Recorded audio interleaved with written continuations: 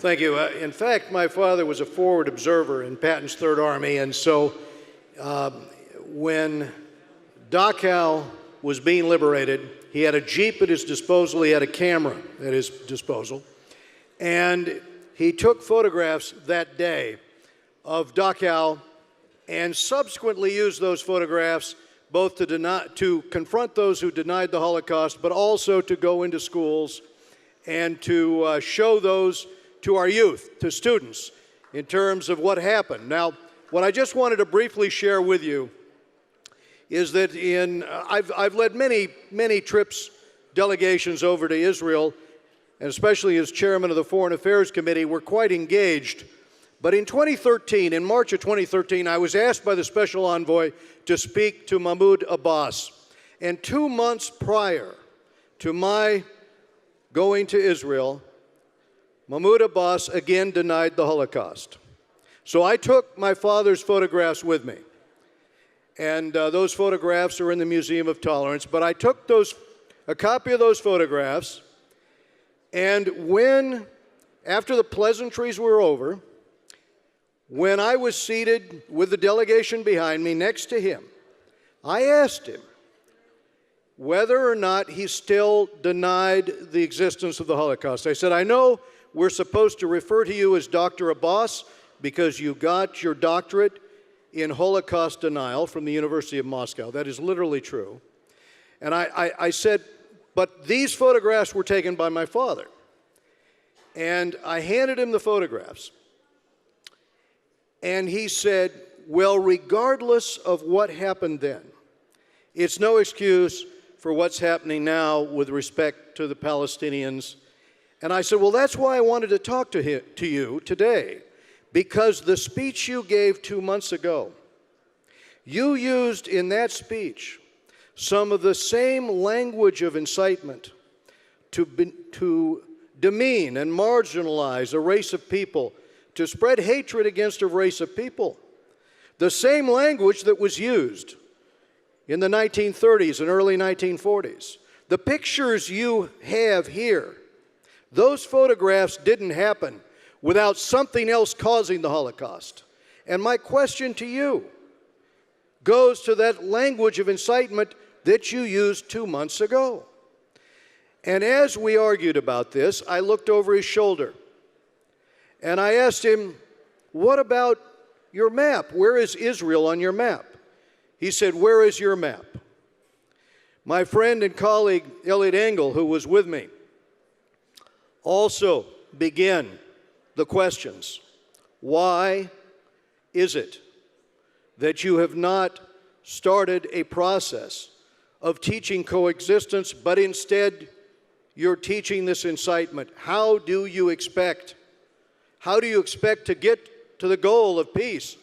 And Nita Lowey, who many of you know, Nita Lowey asked the question, why are you poisoning the minds of the next generation of young people?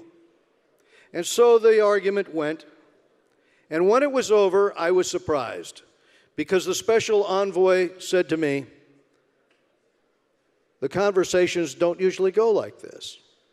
And I asked, why not? Because if we are not pushing back, if we are not insistent, if we don't do something about incitement, and when we left there, the 5 members in our delegation, we had a renewed commitment to do something about that. And we did change the language. Kay Granger, myself, Nita Lowey, Elliot Engel. We changed the law as it relates to incitement and funding to the Palestinian Authority. And now what we're trying to do is get enforcement of that provision. But what I want to share with you is this. If Israel had existed at the time of the Holocaust, it wouldn't have been 6 million Jewish souls that lost their lives. Some, maybe millions, could have escaped, would have had an opportunity instead of Buchenwald or Auschwitz or Dachau. And the thing for us all to remember is that even those who deny the Holocaust today in Iran are also calling for a second Holocaust. They are calling for the destruction of the Jewish state. And the thing to remember is that as they move forward with their weaponry, with their ballistic missiles, and they call for death to Israel, death to the little Satan, every American should also remember that they're also calling for death to the great Satan. As this ballistic missile program goes forward, yes, it will be aimed, I'm sure, at Israel. I was there in 2006 and watched Hezbollah's rockets slam into Haifa and went down to the trauma hospital and saw the results in that trauma hospital, 600 victims. And now I hear that Iran wants to transfer the GPS capability into the hands of Hezbollah. If we ever had a red line, this has to be it. The time has to be now to put an end to those who are trying to destroy Israel and, by extension, trying to destroy America. And another subject that is equally important is that there are not just those who are trying to use bombing, knifings. It's not just Hamas and Hezbollah. But we need to be forthright about economic warfare.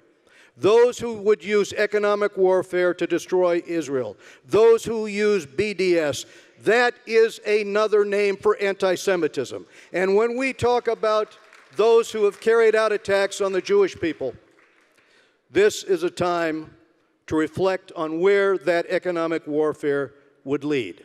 So, my friends, I know it's late. I will just wrap up with this.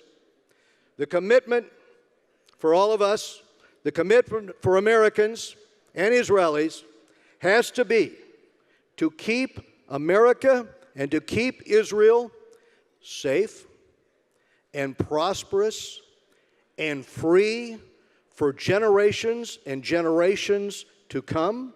And that takes hard work. It takes sacrifice. It takes you in this room committed not only to do what you need to do, but also to talk to your sons and daughters, our nieces and our nephews, and send them into the campuses and into this struggle to do what's right. When we say remembrance of the Holocaust, we have to say that with that, never again, and mean it. Thank you for your commitment, for being here tonight. Never again.